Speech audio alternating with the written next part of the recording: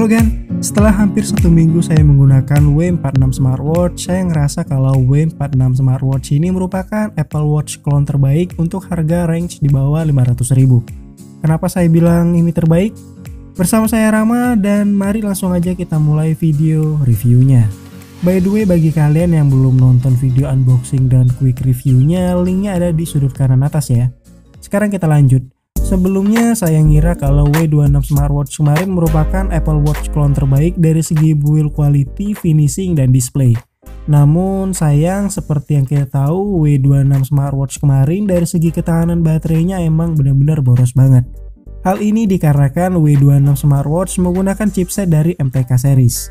Dan kemarin itu saya sempat mikir, ada nggak ya smartwatch yang seperti W26 ini tapi nggak pakai chipset dari MTK? Dan ternyata emang ada Gan, yaitu si W46 Smartwatch. Bagi saya W46 Smartwatch ini merupakan versi yang jauh lebih baik dari W26 Smartwatch. Mungkin dari segi build quality, finishing, dan displaynya sama aja bagusnya. Build quality-nya solid, finishingnya rapih, dan displaynya juga luas serta gonjreng banget waktu dipakai di kondisi outdoor bahkan di bawah terik matahari. Dari segi fitur jelas W46 Smartwatch ini nggak sekomplit si W26 Smartwatch. Nggak bisa dipakai teleponan, nggak ada kalkulator, dan nggak bisa ngebales cepat SMS yang masuk menggunakan template. Hal ini dikarenakan perbedaan chipset yang digunakan. W26 Smartwatch menggunakan MTK sedangkan W46 Smartwatch menggunakan RTL. Tapi menurut saya hal ini seperti membawa berkah tersendiri. Karena pada dasarnya di balik setiap kekurangan pasti bakalan ada kelebihan. W46 Smartwatch ini dari segi fitur boleh kalah dari W26 Smartwatch. Tapi kalau kita ngomongin soal ketahanan baterai, W46 Smartwatch ini jelas jauh lebih unggul. Di penggunaan saya mendapatkan ketahanan baterai hingga 4 harian lebih.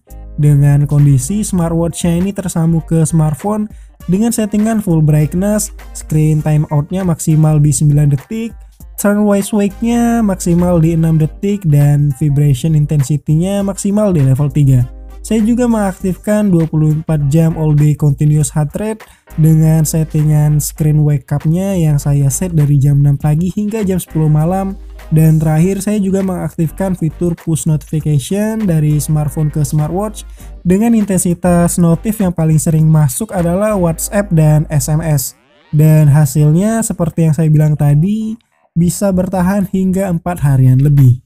Dan sebenarnya di W46 Smartwatch ini ada satu fitur yang menurut saya lumayan kepake dan fitur ini nggak tersedia di W26 Smartwatch, yaitu fitur breathing exercise.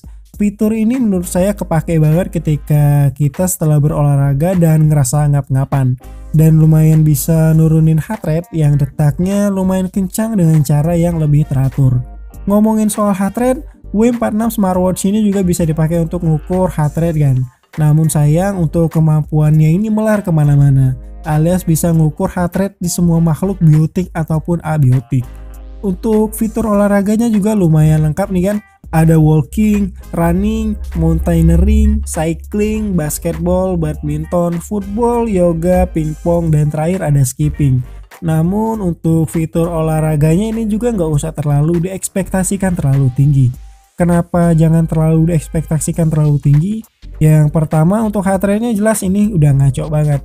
Dan yang kedua, pedometer sensornya di smartwatch ini hanya menghitung pergerakan basic dari tangan, bukan pergerakan kaki.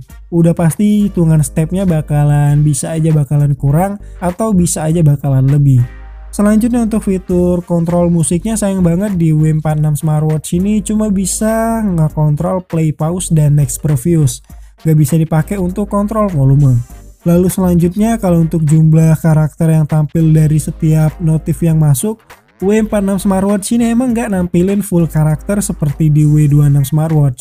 Tapi menurut saya, jumlah karakter yang muncul udah lebih dari cukup untuk sekedar ngintip isi chat atau SMS yang masuk di smartphone.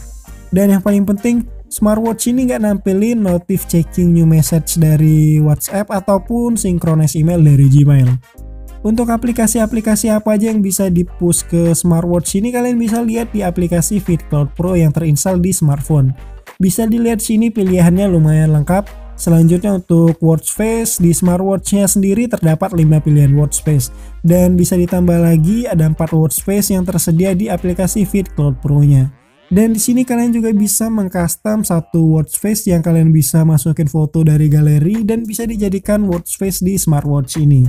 Hal ini ngebuat tampilan watch face di W46 smartwatch ini lebih bervariatif dan gak bergantung dengan watch face bawaan yang itu-itu aja. W46 smartwatch ini juga nggak bisa nginstal VXP file ya, karena jelas beda jenis CPU. Dan mungkin itu aja yang bisa saya ceritain untuk W46 smartwatch ini. Kalau ditanya bagusan mana, W26 atau W46 smartwatch, jawabannya balik lagi sama kebutuhan kalian. Kalau kalian mau yang fiturnya lebih komplit, silahkan pilih W26 smartwatch, tapi dengan konsekuensi baterainya lebih boros. Tapi kalau kalian nyari smartwatch yang tahan lama, mungkin kalian bisa mempertimbangkan W46 smartwatch ini. Tapi seperti yang saya bilang sebelumnya, untuk fiturnya mungkin nggak bakal selengkap si W26 smartwatch. Dan silahkan like video ini jika kalian suka dan silahkan share ke semua akun sosial media kalian jika kalian berkenan. Dan akhir kata saya Ramadan Febriansyah pamit, sampai bertemu di video selanjutnya.